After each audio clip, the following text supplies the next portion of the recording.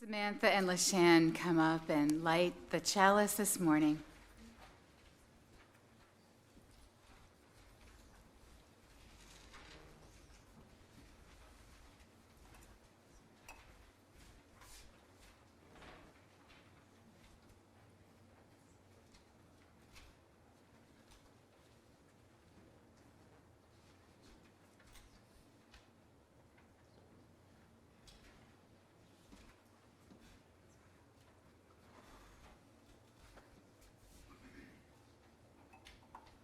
Thank you so much.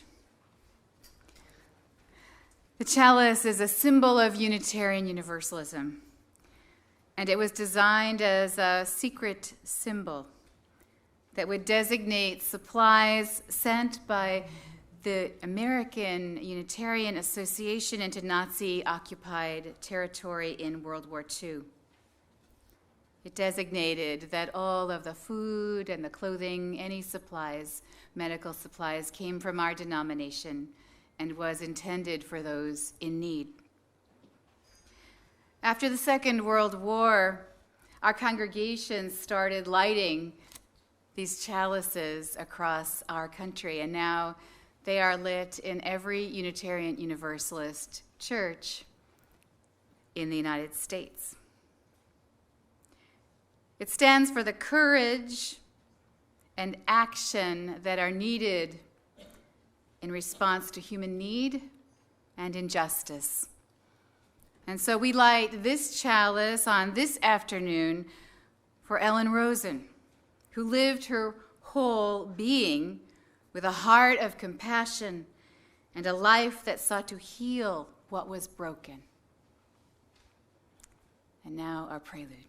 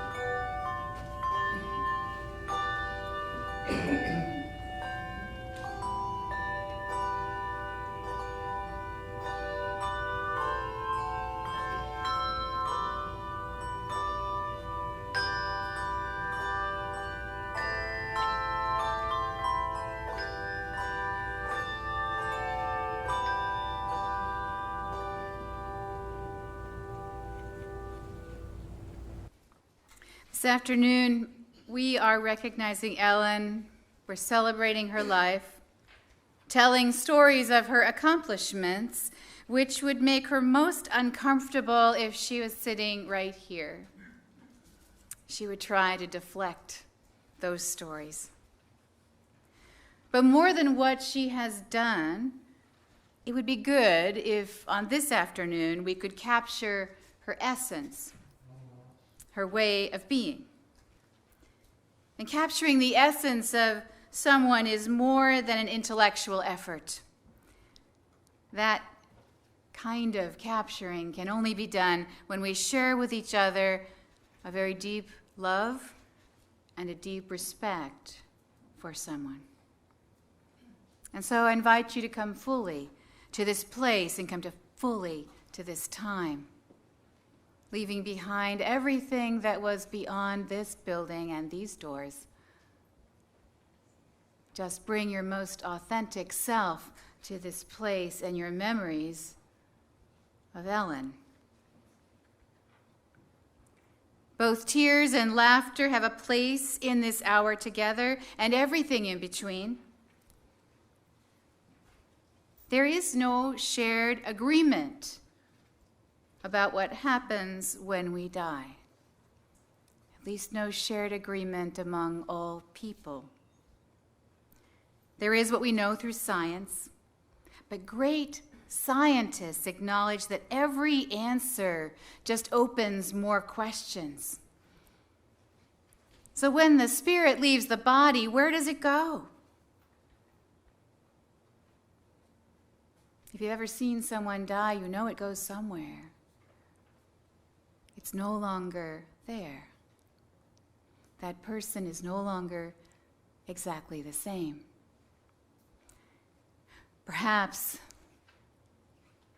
that spirit goes back to a universal God, like a drop of water returning to the sea.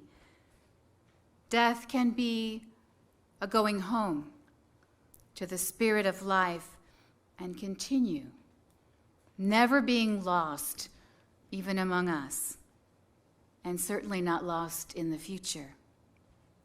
So come fully to this place, to this time, which is sacred because of our very intention. Welcome to this sanctuary.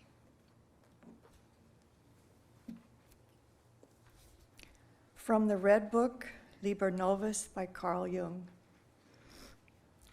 My soul, where are you? Do you hear me? I speak. I call you. Are you there? I have returned. I am here again. I have shaken the dust of all the lands from my feet, and I have come to you. I am with you. After long years of long wandering, I have come to you again. Should I tell you everything I have seen, experienced, and drunk in? Or do you not want to hear about all the noise of life in the world? But one thing you must know, the one thing I have learned is that one must live this life. Do you still know me? How long the separation lasted? Everything has become so different. How did I find you? How strange my journey was. What words should I use to tell you on what twisted paths a good star has guided me to you? Give me your hand, my almost forgotten soul. How warm the joy at seeing you again, you long disavowed soul. Life has led me back to you. Let us thank the life I have lived for all the happy and all the sad hours, for every joy and every sadness. My soul, my journey should continue with you. I will wander with you and descend to my solitude.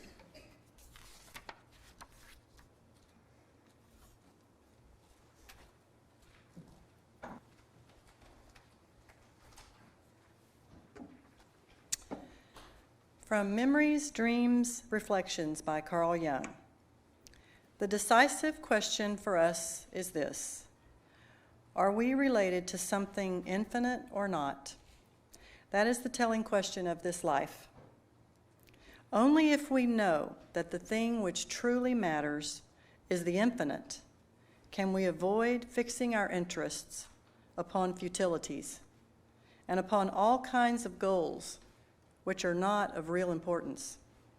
Thus, we demand that the world grant us recognition for qualities which we regard as personal possessions, our talent or our beauty.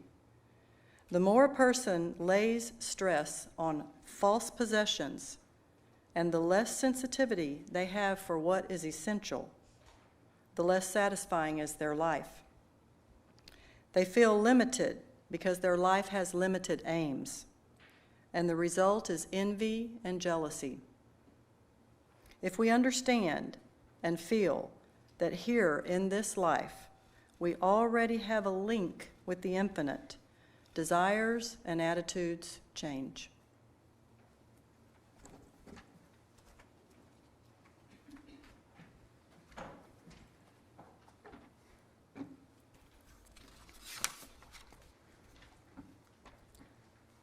For those who have died by Judah Halevi. 'Tis a fearful thing to love what death can touch, to love, to hope, to dream, and oh, to lose. A thing for fools, this love, but a holy thing, to love what death can touch. For your life has lived in me, your laugh once lifted me, your word was a gift to me. To remember this brings painful joy. 'Tis a human thing, love, a holy thing, to love what death can touch.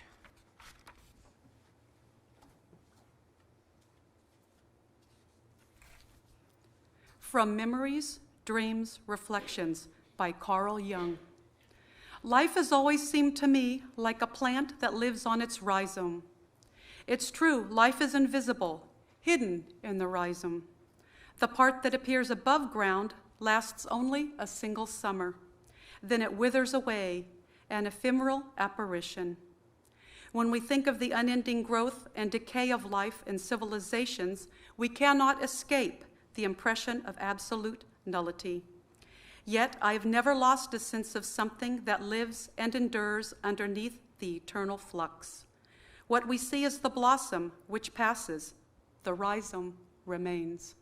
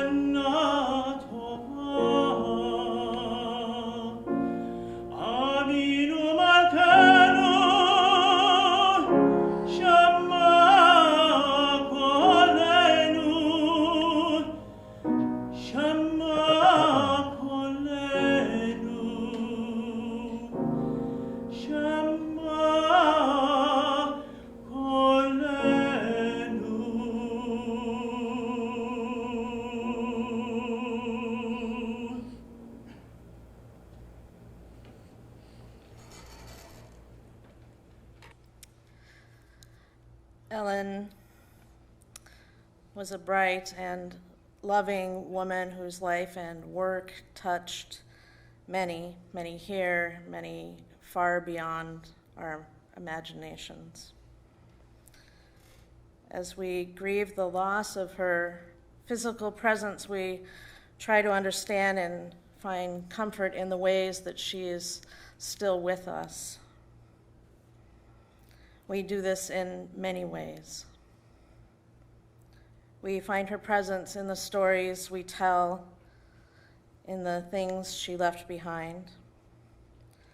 We find her presence in the legacy of her work and in both the knowing smiles and mournful tears of those who knew her best.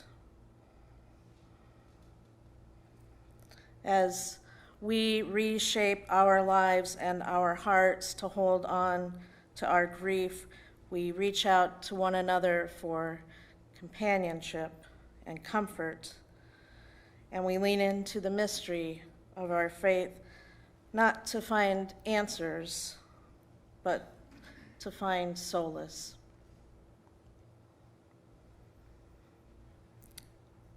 And so I ask if you would please join me in prayer.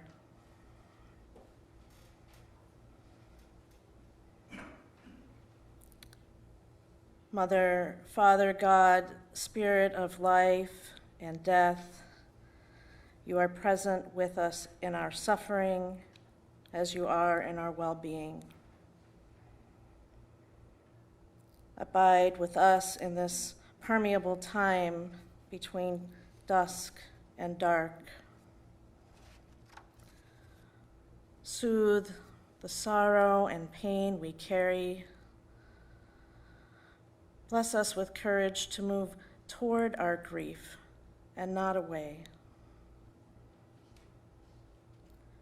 When all is hidden, when we find ourselves moving among the shadows, when we do not know the way, hold gentle our hearts and comfort our fear. Help us to embrace the unknown, to invite the mystery that surrounds us, and to let ourselves be held by it. Unveil the bonds of love that connect us to all. Unveil the spirit of love which is closer to us than our own breath. Abide with us, our Mother, Father, Spirit of comfort, as the power of healing, as the assurance of peace, as the love that will not let us go, as the love that Ellen shared with us will never let us go. May we rest in that comfort. May we rest in that peace. May we live in that love which endures all things. Blessed be, and amen.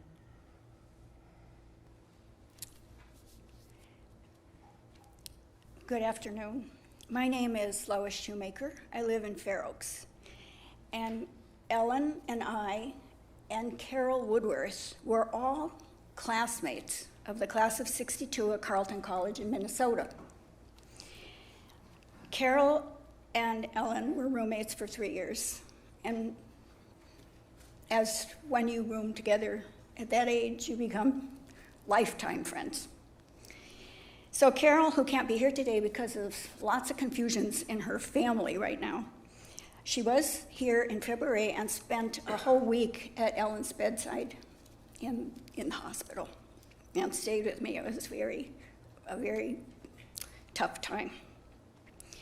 So anyway, she sent me her thoughts about sharing life at Carleton with Ellen. Now, Carol is a woman of many words, many memories. And so I have 7 pages. But I've tried to pare it down. I put it single-spaced but it's still the same number of words. So I've tried to cross out a few of them. So we start with freshman year. Ellen, now this is Carol's words, but I'll let you know when I'm interspersing my own, because I have a few thoughts of my own. As a freshman, Ellen lived in Gridley Dorm, which was built for women students in 1882, and had a retrofitted sprinkler system, was infamous for its innumerable fire drills. Smoking was fashionable then. Both Ellen and I smoked socially on occasion and preferred Benson and Hedges. I should say that the first year, now Carol and Ellen did not room together, but Ellen and I roomed next door to one another for that first year. And that year, I had come from Connecticut, never having been out of New England, and I was really homesick. So one of the greatest kindnesses that happened that year was that Ellen asked me home for Thanksgiving, given the fact that my roommate had uninvited me because I was too frumpy, I think. So Ellen, in her kindness, invited me home to Chicago for Thanksgiving. And it was a fabulous experience. As I was telling Elliot earlier, every part of it for me was quite anew. I mean, there I was, a New England Puritan, and there I was having Thanksgiving with this family. And my gosh, they didn't even have pumpkin pie for dessert. Couldn't believe it. Okay, this is back now to Carol. In her first year, Ellen sang in the Glee Club, and in the year 59 yearbook, the freshmen were photographed alphabetically in groups, and she is wearing the mandatory skirt required at the time of all women on campus, unless the temperature dipped to 10 degrees, loafers, slouchy white ankle socks. We could wear slacks if it went down to 10. I met Ellen possibly for the first time in April of that year, when we were both involved in an original one-act play, Rainbow Moment, presented by the Carleton Players. This was an important milestone for freshmen, as the first opportunity to participate in theater on campus. Both Ellen and I had been active in theater as high school students, Ellen in the technical and supporting aspects, and I as an actor. Although the play left no trace in my memory, Ellen was credited with doing the lights. She was appalled at the primitive light board they had. The cast and crew socialized casually that last month, enough to form lasting friendships as between Ellen, Lenny at the time, and me. Then the academic year was over. We went home until September 16th, on which day I walked into Evan's dormitory to find Ellen in the lobby, sitting on her electric guitar case and enjoying a cigarette. She had a single, I had a single. We started hanging out together along with Susan and Barbara, who had their own double. That double didn't work out. So Susan, who was a very, persistent person, we all knew her quite well, went to Ellen and to Carol, and she had planned that she and Barb would take our singles and we would take the double. She was persuasive and persistent, and we agreed. The next Tuesday evening, the night before Thanksgiving break, Ellen, Susan, and I decided to celebrate with a little cocktail party for 3 in the basement laundry room. At 19, Ellen could buy liquor legally in her home state of Illinois and was in possession of a 2-liter bottle of Kilby's gin. 21 was the legal drinking age in Minnesota, and any student caught drinking in the dorms was suspended. But who visits the laundry room the night before Thanksgiving break? With the gin and a liter bottle of squirt for mix, we settled in for our first drink. Whereupon Susan discovered she hated the taste of gin and commandeered the whole squirt bottle herself. I can't remember whether Ellen and I finished the bottle of gin, nor can I remember sitting through biology class the next morning, which was a no-cut day, nor the bus ride to small Minnesota town the next afternoon, which is where Carol came from, Alexandria, Minnesota. But I do remember opening the Saturday Evening Post before dinner that evening and finding a full-page ad for Gilby's Gin and being sick as a dog. Ellen was the agent of my very first hangover. As sophomore and junior, Ellen was active in the Toastmasters Club. She was also active in Hillel, the official organization of Jewish students. Ellen was the first Jew I ever met. Small town Minnesota in the 40s and 50s had practically no religious diversity if you discount the differences between Catholics and Protestants. Ellen was not an especially observant Jew, but she did take part in some religious activities, at least 10 per semester, which was required by Carleton. For the 3 years that we roomed together, Ellen always took me to Hillel's Passover Seder in April. It was years later, long after we had graduated, that I learned how few outlets there were on campus or in town for students to pursue Judaism and how other this made them feel. Ellen and Susie Corr came home with me to small town Minnesota for some short academic holiday that spring, and we went to a barn dance. There was usually a barn dance somewhere on Saturday night, and these were usually well attended because there wasn't anything else to do except for the local roller rink. Although barn dances were part of my culture, they were a complete novelty to Ellen and Susie. So that's polkas, the bunny hop, the lindy, all played with a band and an accordion. At the end of our sophomore year, Ellen and I both declared majors to be psychology and took many classes together in the next 2 years. We were both drawn to the more experimental side of psychology, and both went on to earn graduate degrees post-Carleton.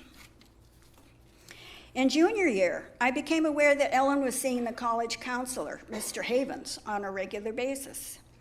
He taught theories of personality and behavior disorders. Ellen never discussed why she sought counseling from Mr. Havens, and I didn't pry. Over the intervening decades, however, it has come out that a number of students during our years at Carleton sought help from Mr. Havens in resolving questions of sexual identity. His advice to these students seems to have been the following: if you play the role of a heterosexual long enough, it will become habit. This advice may have been based on the prevailing theories of the day, but it was nonetheless very bad advice that eventually led to several failed marriages and one suicide in our class alone. I never ceased to be amazed by the depths of my naivete as a college student at Carleton and my failure to recognize the struggles that were fought daily around me. And then a note: the position of college counselor was tentatively abolished by the outgoing college president in '62.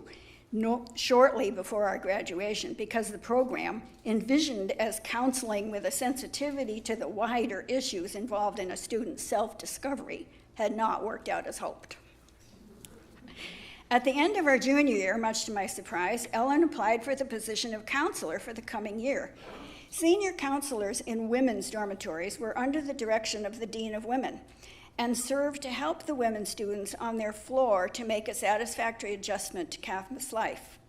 Counselors were usually very gregarious, outgoing women, and Ellen, with her natural reserve, simply did not fit the mold.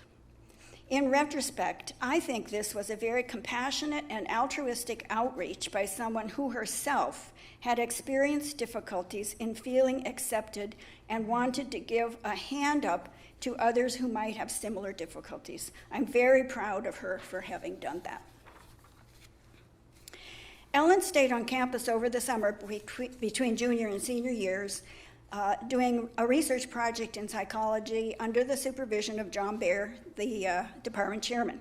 She also helped with, the director of all Major Players productions to block and prepare the scripts for John Osborne's Look Back in Anger. The dorms opened September 23rd. The play went on September 30th. The year was off and running. Ellen and I were both on the Players Board as seniors, and along with my then future and now present husband, George, and had the somewhat dubious honor of having headshots taken by a student photographer with artistic aspirations. One by one, we posed on a scruffy wooden stepladder, and he snapped away. Both Ellen and I were photographed from below, thus bringing our nostrils into undue prominence. The photos were displayed in the lobby of the theater for the entire year. I should just say also, I brought my college yearbook for our class today, so it's out there on the by the pictures, and the 2 pink tabs have pictures of Ellen as a college student. Senior year was fueled by adrenaline. We felt that having only 3 classes should mean more time for extracurricular activities, and that's because during that year we switched from 2 semesters to 3 terms. And the thought was that, among the seniors at least, that in 3 terms, you would have more time to do other stuff, so everybody did far too much. And then in the 3rd term, you probably wouldn't take so many classes because you had to study for comps, which was, of course, a horror for everybody. All kinds of people quit because they couldn't go through it. We felt that having only 3 classes would make more time for extracurricular activities, as she says. Okay, one real benefit was that fall term ended before Christmas, and we didn't have to study for finals or write papers over winter break. I was a nomad that Christmas. My widowed mother had sold our small-town Minnesota home and was working as a live-in mother's helper in a wealthy suburb of Minneapolis.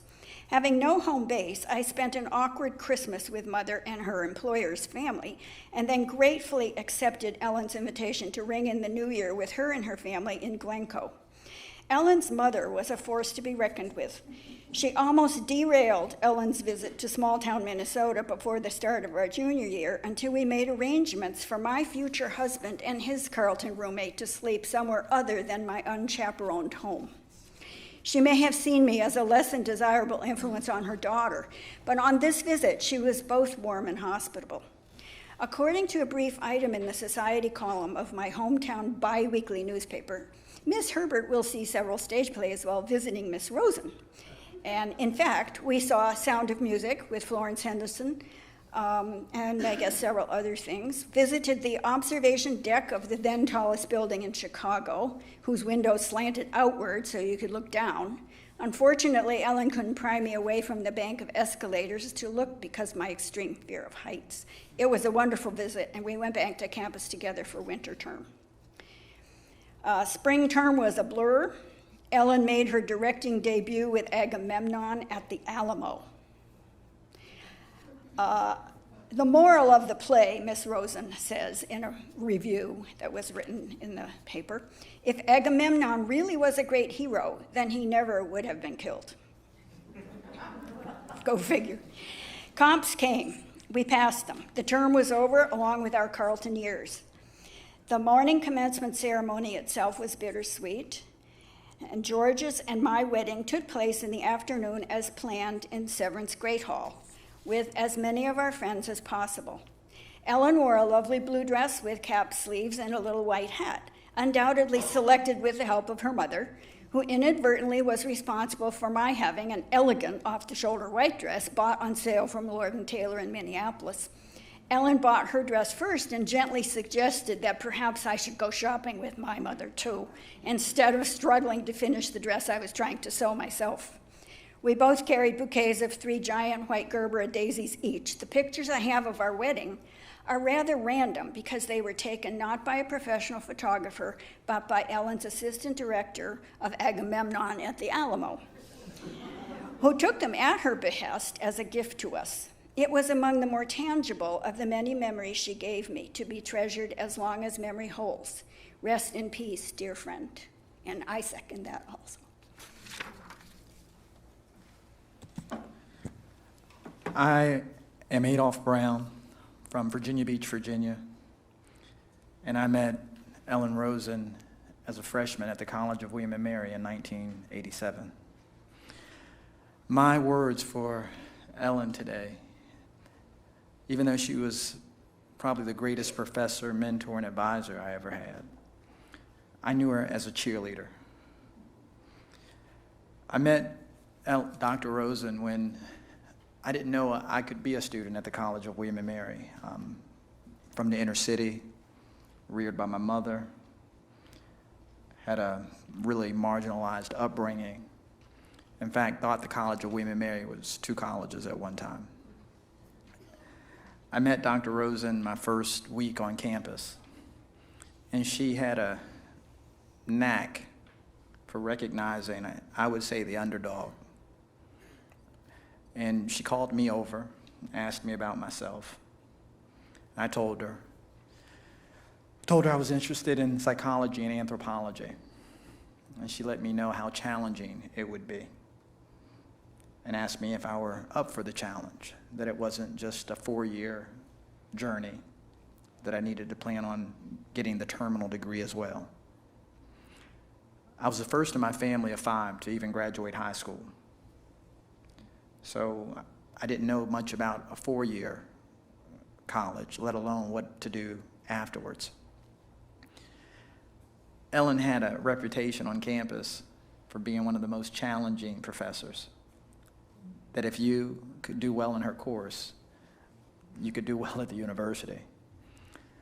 And I think my relationship with her over the years as it unfolded showed people that, I guess, the softer side, so to speak. She was known as an intellectual, but she was also just a great humanitarian. People would see me go into her office, particularly the people that knew where I was from. People would know that Dr. Rosen was Jewish and I was a Christian. People would know that Dr. Rosen was Jewish and she hung out with a guy named Adolf.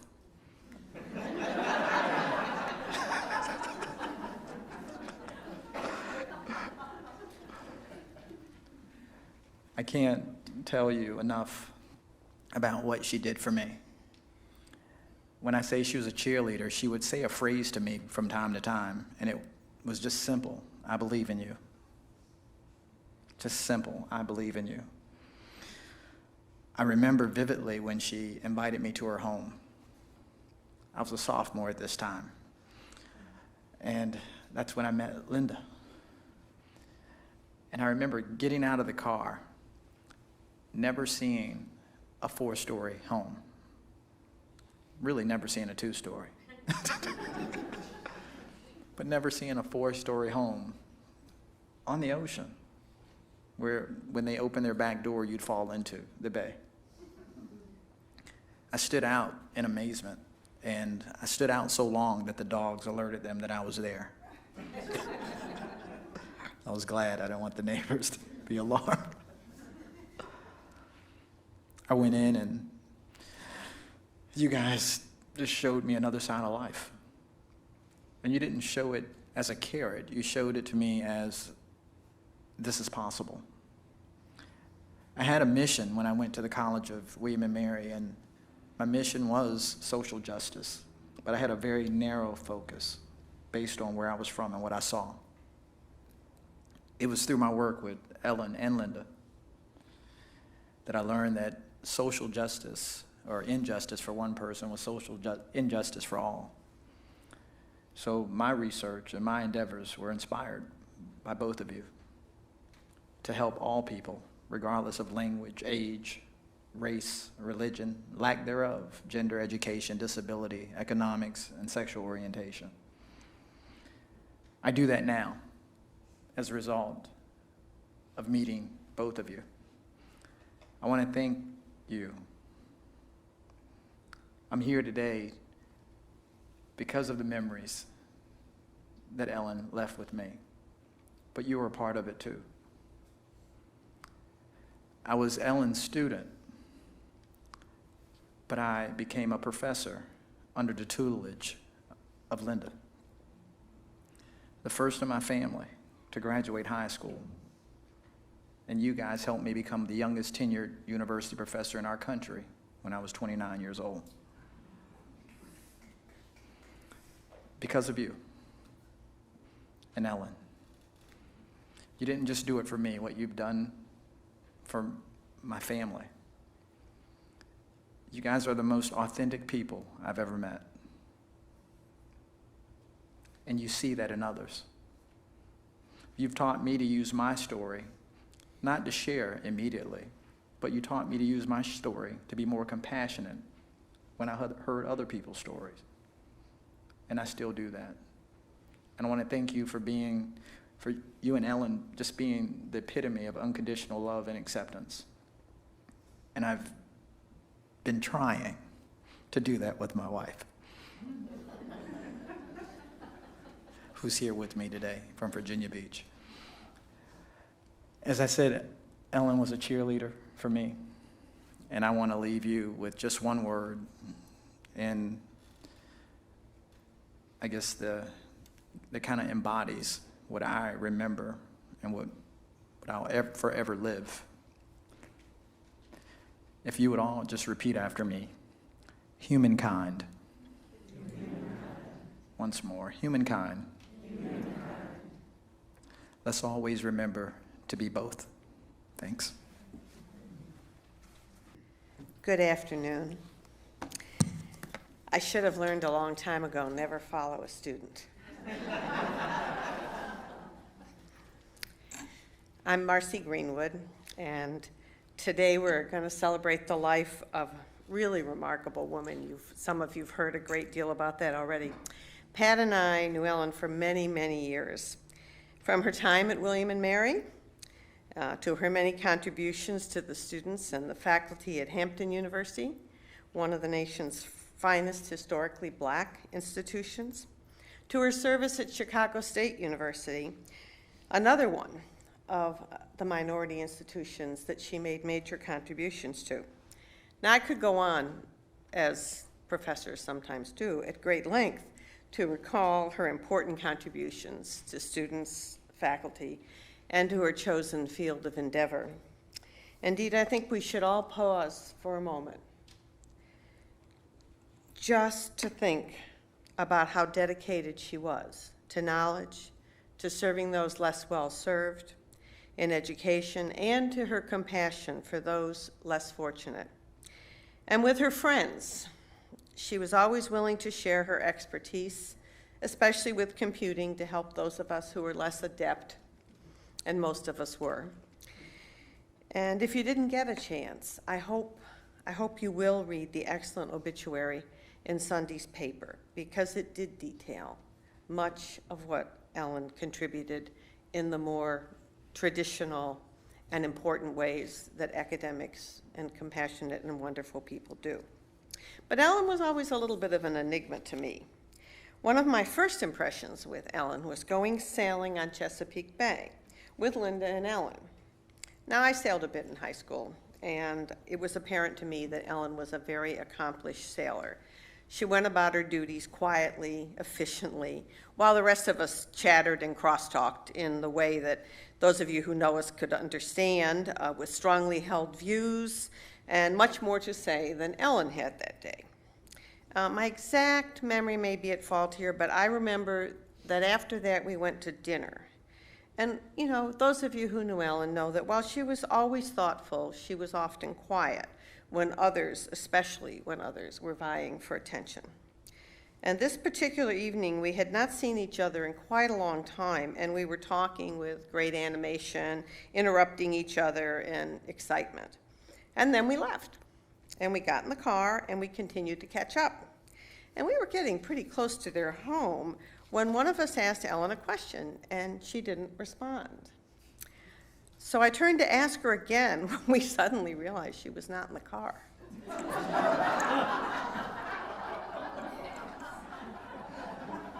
Needless to say, we were shocked and concerned, and after a few more moments realized we had probably left her at the restaurant.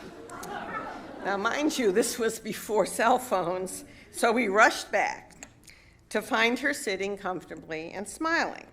So we all apologized, and I certainly felt horrible.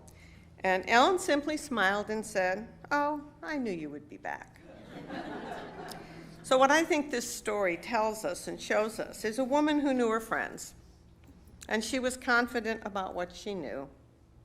And as those of you who know Pat and me know, we're cat people. And while Ellen and Linda are dog folk, they're also very fond of stray cats. and occasionally stray people.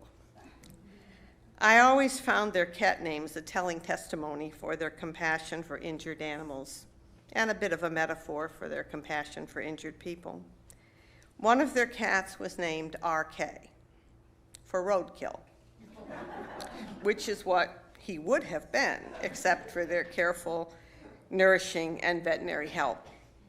He lived a long and happy life, and Ellen cared for him until his last moments. And all of their friends know that Ellen loved her pack of dogs. You can't visit there without a raucous welcome, and they responded fervently to Ellen. When Ellen and Linda decided to move to Davis because they thought the climate and the community would be both welcoming and healthier, they did it fully. It takes a lot of courage to move across the country after retirement, especially when one partner has evolving health issues.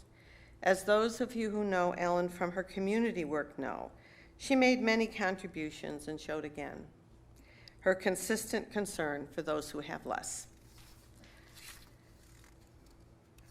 So, I will forever miss Ellen's kindness, her mental acuity, and her love for living things. Linda is devastated, and we all ache for her pain.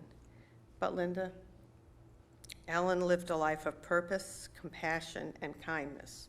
It was a life well spent, and she leaves behind a legacy that we will hold in our hearts forever. God bless you, Ellen. Thank you. I remember the first day that I met Ellen and Linda. They joined the cooks for the Davis Community Meals, St. Martin's Episcopal Church. Ellen helped Linda to maneuver her wheelchair into the church kitchen. They amazed me by bringing their own tools. A small ironing board was balanced on the arms of Linda's chair, and they brought along their finely honed paring knives. Their places were waiting. Ellen faced the sink and chose the salad ingredients from the donated boxes. She washed and the veggies and passed them on to Linda, who peeled and diced. There was a variety, and they turned out huge bowls of salad to feed 50 or 60 people. The kitchen was small and facilitated the camaraderie of the several people. The voices were a chorus. Linda and I playfully exchanged descriptions of our backgrounds in Texas and Kentucky. Conversations included politics, books, remembrance of childhood kitchens, and the loved ones who taught us how to transform ingredients properly. Also, the generosity I received from Ellen and Linda was great. My car was demolished with 5 others down at the farmer's market. They loaned me a car for a whole month and said, "We have 3 vehicles, you can have 1. Ellen taught me how to drive an automatic shift. They loaned me a cell phone when I was in a convalescent hospital. They joined my church, this church, and would drive me home. Best of all was Ellen's need to stop and get yogurt at her favorite store. Dear Ellen, I treasure my memories of you. Well, good afternoon. My name is Lucas Frericks. I'm a member of the Davis City Council, also a friend of Ellen and Linda, and then also a member of this congregation. So, of course, we're here today to celebrate the life and work of an amazing woman. I'm equally honored, though, to be able to spend a few minutes talking about Ellen and her many contributions to the city of Davis. As many of you know, Ellen served as a long-time dedicated volunteer at the Davis Police Department. I want to recognize several of our amazing police department employees, Michelle Sheritz and Kelly Vittich, who are here in the audience today as well. So Kelly is a police services specialist with the city of Davis. And Kelly actually provided me some specific remarks of instances of things that or highlights of Ellen's contributions to the city and her work at the police department. Kelly said, "Ellen started on the same day I did and helped me in the office every Monday. She was smart, kind, patient, and learned along with me. One of the main things she did in the office was the data entry on the graffiti reports. This involved deciphering the handwriting of the person who abated the graffiti and transcribing the sometimes offensive or racy instances of graffiti. I think Ellen sometimes had me decode them just to see me get flustered reading them to her." Ellen also very much enjoyed the VIP, the VIPS activities out in the community, the volunteer and police service activities out in the community, particularly the traffic and pedestrian control on Picnic Day, one of our big annual celebrations here in Davis, of course, as well as assisting along the march route every annual MLK parade day. Most recently, last October, she attended the Law Enforcement Volunteers of California conference, along with police department staff, and Kelly remarked, "Ellen was not quiet when she encountered instances of sexism or racism, respectfully pointing it out and engaging people in conversation."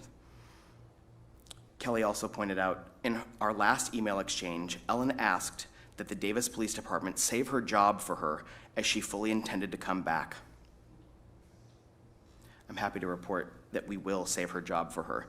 Her number, and actually her badge is out on the table out there, V-462, will be retired in Ellen's honor. Ellen also served as a member of the City of Davis Human Relations Commission. Now, there's actually a funny story about how Ellen actually was appointed to the Human Relations Commission. I, along with my colleague Brett Lee, are the subcommittee of the City Council that conducts all of the potential commission interviews. We have, over in the past 4 years that we've been on the City Council, interviewed over 120 individuals to serve on many city commissions. So Ellen came in for her interview. These are 15 to 30-minute interviews maximum. Ellen came into her interview, and she had actually she was seeking an appointment to the senior commission. And so we started out the conversation like we do with most applicants. In this case, why do you want to be on the senior commission? Ellen quickly quipped, "Well, because I'm a senior." Now, I had known Ellen, and Linda certainly too, from church and also from around the community, but I was actually not all that aware of her lengthy background, and particularly in the issue of her sort of humanitarian work, and also being a pioneer in the LGBT educational movement. Over the course of the next 30 minutes, we had this amazing conversation where she detailed all of her experiences and her work across the country and her different positions she held. Frankly, she brought years of experience and wisdom to her service on the Davis Human Relations Commission. Through her early experience as a Jewish girl in post-World War II upper-class suburban Midwest and her consciousness raising in the 1960s, she was always a soldier in the Army of Social Justice. She was the founder, of course, of the Women's Studies program and was an advocate and mentor, as we've heard already, for women and minority students at the College of William and Mary. She served in many volunteer and grant-funded capacities in the psychology department and the Center of Teaching Excellence at Hampton University. She was also a teacher and mentor of minority students at Hampton University in Chicago State. She was a feminist lesbian educator who served and loved her students. Clearly, they are her legacy. So we have 2 additional ways that we're also planning on honoring Ellen. The first that I'll present to Linda is a proclamation from the City of Davis honoring the life of Ellen Rosen. And the second is that at this coming Tuesday evening's council meeting, we'll be adjourning the meeting in her honor. Thank you.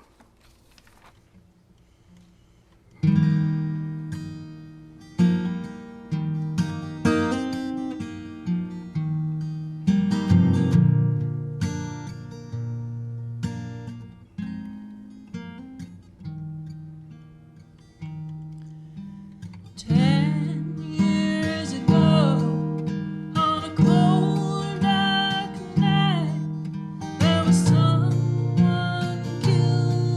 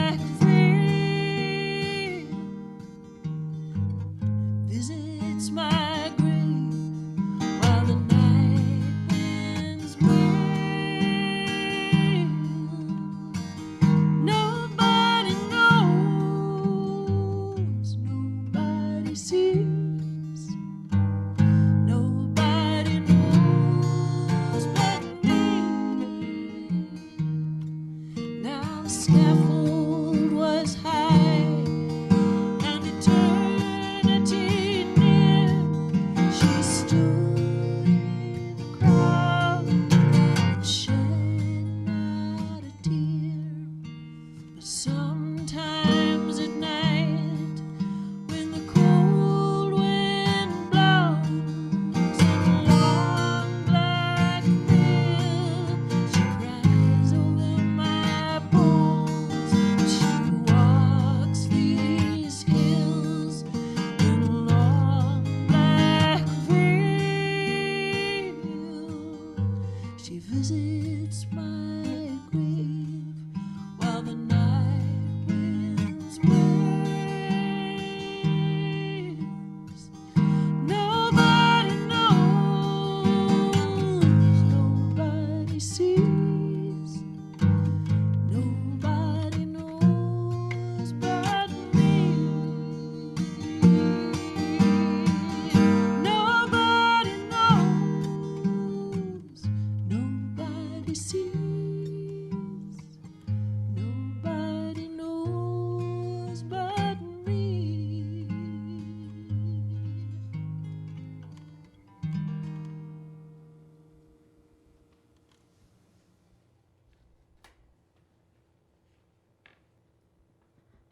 We have some time set aside for people to share stories, thoughts. Of course, you can share after in the reception as well. But we'd like to open the floor. Karen and I will wander around with these microphones for people to share their memories, stories. I'm Marcella Lorfing, and I teach memoir writing at the Osher Lifelong Learning Program here in Davis. And I first met Ellen when she brought Linda to our class. She was not enrolled, but after a couple of quarters, we got her to enroll. And as you've already indicated, she was very shy and reticent. But she wrote some charming stories for us, which I still have, and I know Linda cherishes too. Both of them were such a devoted couple. That was what impressed me most about the two of them, was this love that they shared. It was so obvious, and Ellen was always right there for Linda, and they came together and they shared their food with us, and it was a wonderful thing to see. And I'll always remember how much they loved each other. My name is Susanna DePalma, and I'm one of the cooks at Davis Community Meals that Corinne mentioned. That is feeding needy people 3 times a week.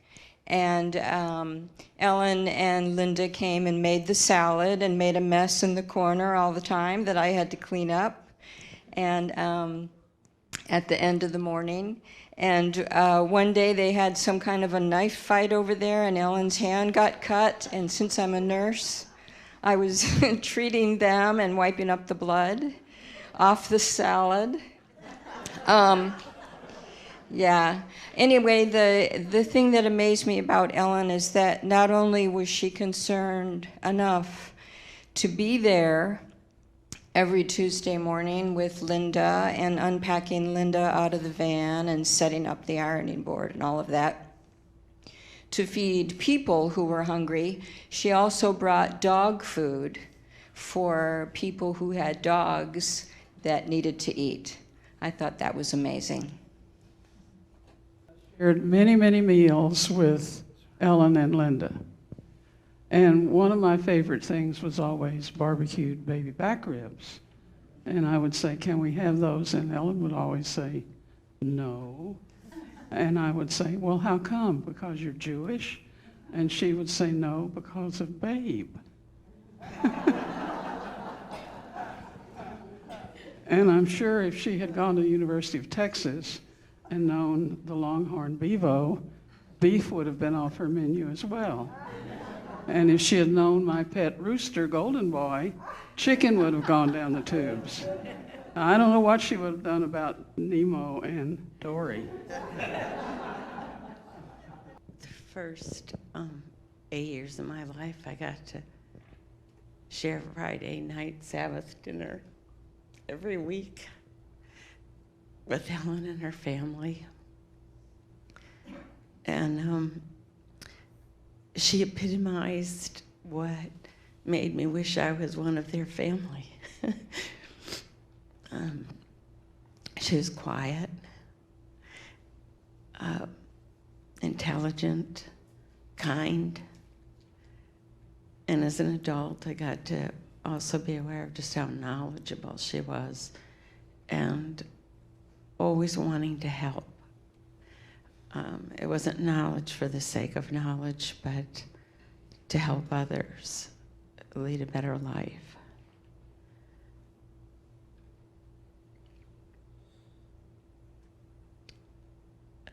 I can't think of her without you, Elliot. She's a good woman, and I'm glad she found love with you, Linda. That was important. So she'll be with us forever. Thank you. Hi, my name's Jim Greenwood, and I've known Linda and Ellen, I think, most of my life, or at least as long as I can remember. We were talking a little bit about food, and when I was a kid, we used to live in Poughkeepsie, New York, and we had this kind of strange house that on Thanksgiving would be invaded by millions of people. One of the things I always remembered is most of the time I was the only boy running around. There might be a couple other boys running around, but it would be this house that was just full of all these powerful, intelligent, bright women. And it's interesting when I look back at it. Now I work in student affairs, and I work on the issues of social justice, and I work in the LGBT center and things like that. And when I think back of it, I think of all the passive influences that Linda and Ellen have had on me over the years. One of the interesting things we were talking about is we were on our way to England one time for a family vacation, and we went to Chicago, and Linda and Ellen were kind enough to put us up for the night. And so we were in their room, and we got a pregnancy test on the way there because my wife, Michelle, thought she was pregnant. And so she was in the back or whatever, and she came out, and she said, "Oh, come in here, come in here." And so I went in, and she had taken the pregnancy test and thrown it in the trash. And when I came in, she picked it up and handed it to me. Well, when she threw it in the trash, it said negative. But when I picked it up, it said positive. And to me, I'm not really sure what that metaphor is, but to me, that kind of reminds me a lot of my experience with Ellen, is oftentimes when things are thrown away, or I think things are thrown away, I just kind of remember that when you pick things back up, they're new again, or they have different opinions, or when somebody else looks at it, it's different. And as a kid, it's different to explain. You know, we talked a little bit about, Linda and Ellen got married after they moved out to California. But to me, they've been a couple since I visited them in Virginia. I've known them, God, all my life. So it's really weird to think of it that way, to think of, I tell people sometimes I'm first generation. And it's really interesting because people don't understand the story that goes behind being a child and not really understanding. So it's neat to see you all here. Thank you. Hello. Okay. My name is Samantha Rosen. Aunt Ellen and Aunt Linda are obviously my aunts, and this is my dad, Elliot Rosen.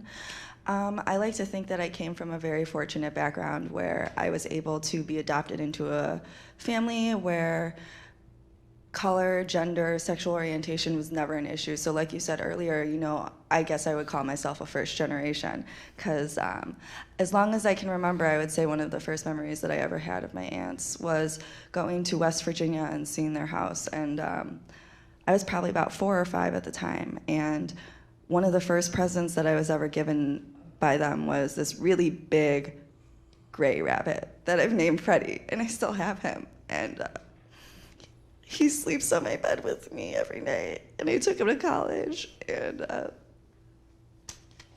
I still have him. And I just remember being in their house, and they had like this back room off their patio, and we would stay there. And then their house was filled with dogs. At the time, I think they had Silky, Allie, and they had Willie, the big Dalmatian, and I just remember one of my first relationships with dogs being this little Jack Russell Terrier named Allie, and she hated me because I was little and she didn't grow up around people or around children. So I remember my Aunt Ellen putting a muzzle on her, and I was never worried. You know, I was never scared of this dog, and I was never had any hesitations about my safety. And as time grew by and we would go visit more often, Allie and I became best friends. She would lick my face. She would sit next to me all the time. We would play fetch. I remember my Aunt Ellen and I going out into this canoe behind their house in West Virginia, or I don't remember, maybe it was in Illinois at the time when you guys moved back. And Allie would be right behind us, and she would be paddling along, and anywhere Ellen went and anywhere Linda went, Allie would follow, and anywhere I went, eventually Allie would follow. So I think it's great. I've never seen a difference between, you know, my Aunt Ellen and my Aunt Linda. It was always, they were my aunts. And as I grew older, I grew more accustomed to the whole LGBTQ rights and all of that stuff. And it was never a question in my mind. You know, I feel so fortunate to be able to see past boundaries and be able to not have those boundaries set up, and being able to realize that the dedication that Aunt Ellen and Aunt Linda have put into one another is so mind-blowing. And to realize, you know, when you guys moved to Davis and you got married, I thought this had happened a long time ago. I thought this was something that was just normal, and there was no question in my mind that this was supposed to happen. And it is beautiful to witness that you were able to finally connect and be able to do what everyone else should be able to do, and that's proclaim your love for everybody and proclaim your love for who you're with. So I just want to thank both of my aunts for really being so open-minded and so sensitive and very loving, and opening my eyes to what commitment and love can really truly be. So thank you. Thank you. My name is Tina, and I'm married to Mark, who is Ellen's cousin. And the last time I saw Ellen, we had gone to a family reunion in the San Francisco Bay Area, and humorously waited several hours for a meal to show up in the park. While we were waiting, Ellen and I had a wonderful conversation, and I confided in her about how low and blue I was feeling and lost. And she confided in me about her fears with respect to her brain tumor, which had not been quite diagnosed at that time, but she was semi-convinced that that must be what her issue was.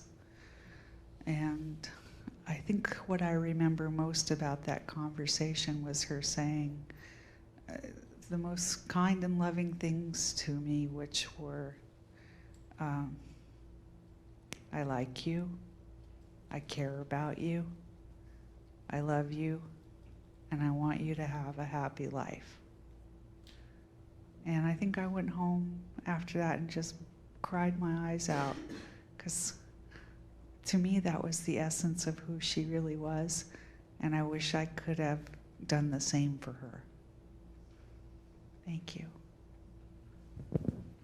Thank you all for sharing, and I invite you to continue in that spirit of sharing stories and funny memories and poignant memories in the reception following the service.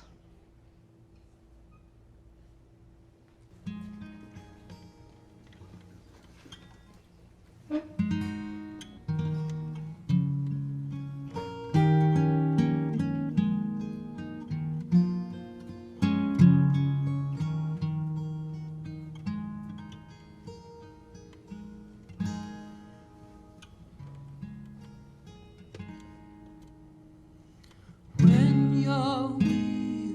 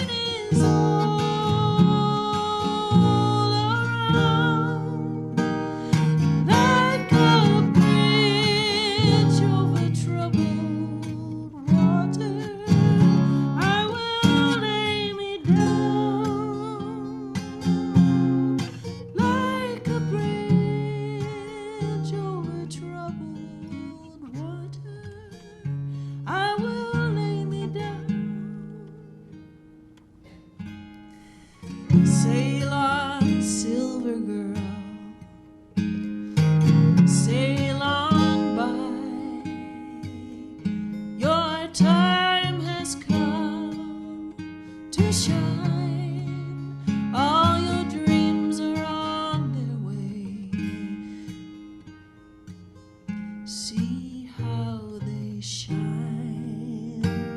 Oh, and if you need a friend, I'm sailing right behind, like a bridge over troubled water. I will ease your mind, like a bridge over troubled water. I will ease your mind.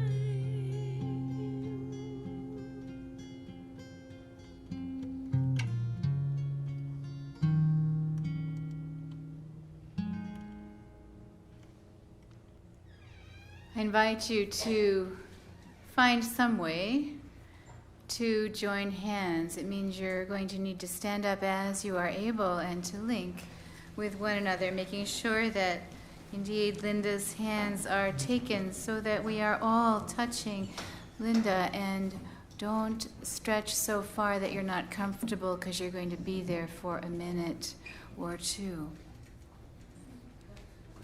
These are closing words that come from you. Soul, where are you? What words should I use to describe my journey? What is essential? These are the words I'll use. To love what death touches, that it touches and takes to spirit. What is essential is to believe in people, to be devoted to see people, to see inside them, and to have unconditional love for all living things, to be human, kind with human relations. I've loved what death can touch. Do you still know me, Spirit Mother, Spirit Father God? I am the drop of water returning to the sea. I am new again. Do you know me? I'm badge number V462. I am here and here and here. I knew you'd be back. Let this gathering say amen.